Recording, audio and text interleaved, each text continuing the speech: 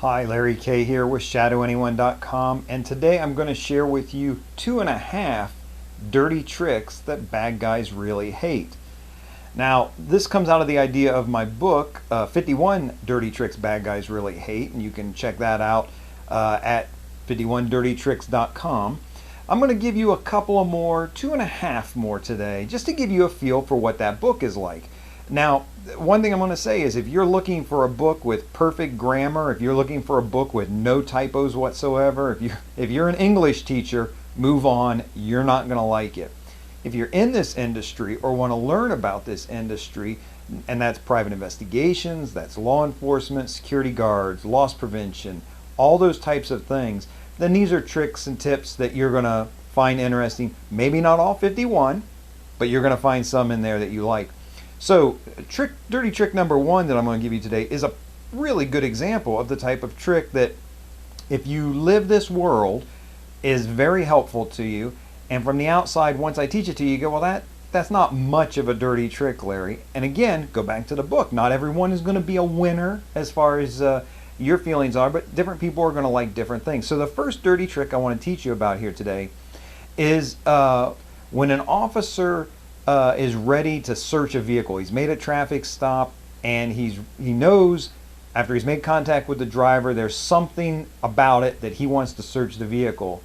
He will not, the dirty trick is you don't tell the driver, you don't tell the occupants of the car that you're going to search the vehicle. You tell them you're just going to run the license. You come back to the cruiser and you call for backup. Get the backup there before you announce that there's going to be a search. So that seems like common sense. You'd be surprised how often that is not followed. But the most savvy cops that are working in an area where it's they perceive it as being more dangerous, will do that. Of course, anywhere can be dangerous. You don't know who you've got behind the wheel at any given moment, and you don't know if, even if you've seen them 50 times before on other things, if today's the day they're off their meds or whatever it might be. So that's one dirty trick. Don't announce that you're going to search the vehicle until you get back up there. The second dirty trick, this is more of what you might consider, oh, that's kind of interesting. And as soon as I tell you, you might have the tendency to dismiss it, but at first, think about it. It's pretty clever. And again, a lot of tricks in a book like that. So you're going to do a search on a vehicle. You've got the people out of the car. You've got your backup officer there. You're practicing cover and contact and cover, which if you don't know about that, that's something I can teach you as well. But you know, as you search the vehicle, as the officer searches the vehicle, and discovers something, the bag of dope or the weapon or whatever it might be, if it's safe, if it's something that you can do, the officer will pass over finding it, because everybody in the car knows where the dope is. Everybody in the car knows where the gun is, right?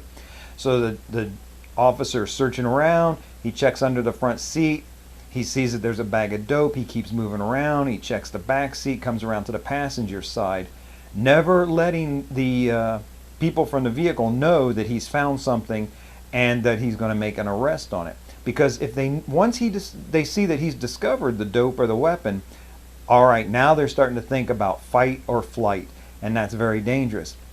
So dirty trick number two is the officer will not let on when he knows something about where contraband is. If you work in the private sector, you may find this to be a helpful thing. If you're searching bags, if you're looking at x-ray machines, that type of thing, and you discover a weapon or something, you don't have to let on right away that you've discovered it. And for weapons, as long as it's safe, as long as they cannot get to it, you can pretend like you've missed it until you get your backup in place.